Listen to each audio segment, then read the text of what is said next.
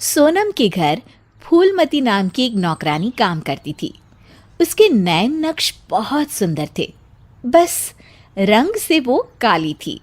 एक दिन, सोनम दीदी, आप कितनी सुंदर है और इतनी गोरी भी।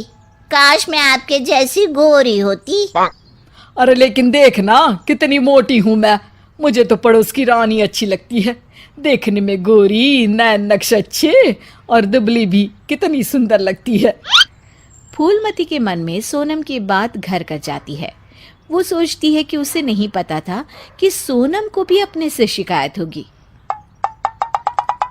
अरे फूलमती, ये क्या किया? सब्जी में इतना तेल।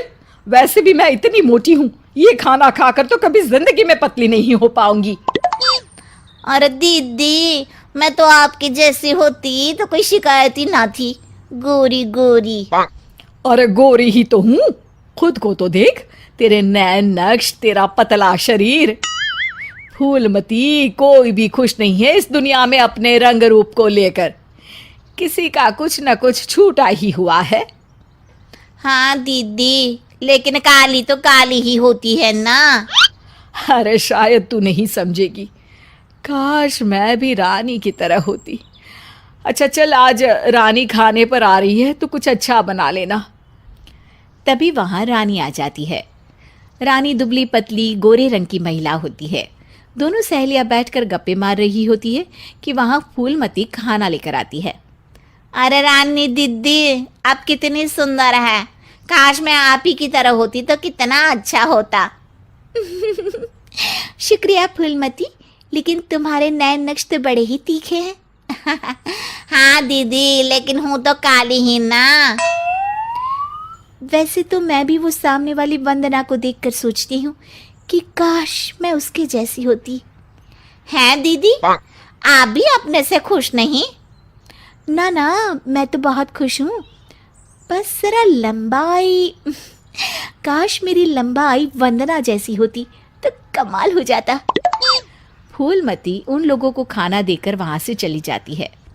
वो सोचने लगती है, अरे ये क्या, मैं तो सोच रही थी कि सोनम दीदी सबसे सुंदर है, लेकिन लगता है सोनम दीदी कुछ नहीं।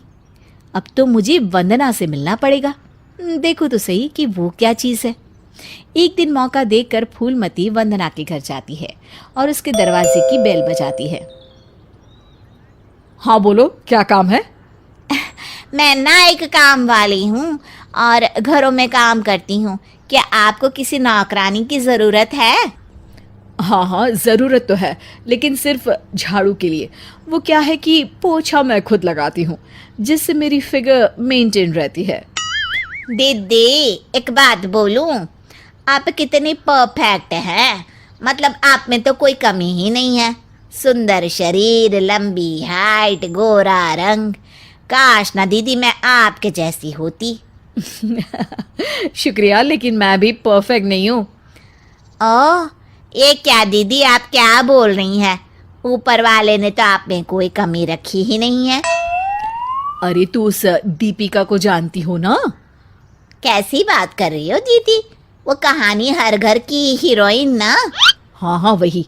उसकी त्वचा देखी है, कैसी दमकती चमकती, और कमर तो कितनी पतली है, हाय। पर दीदी, वो तो हीरोइन है, हीरोइन। वो तो पैदा ही ऐसी हुई होगी। हाँ वही तो, उसको तो भगवान ही ऐसा बनाया होगा, सुंदर, चमकता और दमकता। फूलमती सोचने लगती है, अरे ये क्या, आकांक्षाओं का कोई अंत ही नहीं है। कोई खुश नहीं है खुद से। हर किसी को किसी और जैसा दिखने की चाह है। अब तो किसी ना किसी तरह दीपिका से मिलने जाना होगा, लेकिन कैसे? फूलमती एक दिन दीपिका के घर जाती है, जहां उसका बॉडीगार्ड दरवाजा खोलता है। कौन हो तुम और यहाँ क्यों आई हो? मैं ना मैडम से मिलने आई हूँ, कोई बात करनी थी। अरे चलो चलो यहाँ से, ये कोई धर्मशाला नहीं है जो बात करने के लिए आ गई मैडम से।